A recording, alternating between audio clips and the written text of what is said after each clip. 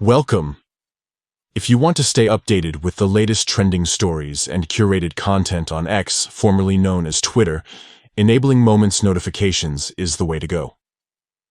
Today, I'll guide you step by step on how to allow Moments notifications on X using your PC with the newest update.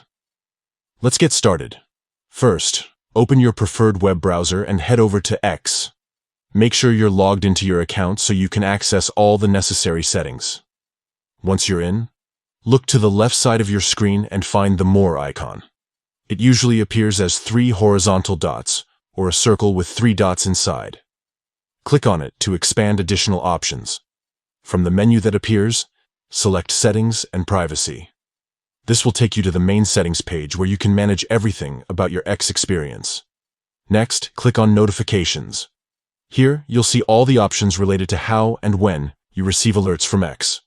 To fine-tune your notifications, look for and select Preferences. Inside the Preferences section, choose Push Notifications. This is where you can control exactly which types of notifications you want to receive directly on your desktop. Now, scroll through the list until you find the option labeled Moments. Click the checkbox next to Moments to enable notifications for this feature. This ensures you'll never miss out on the most talked about stories and highlights curated by X.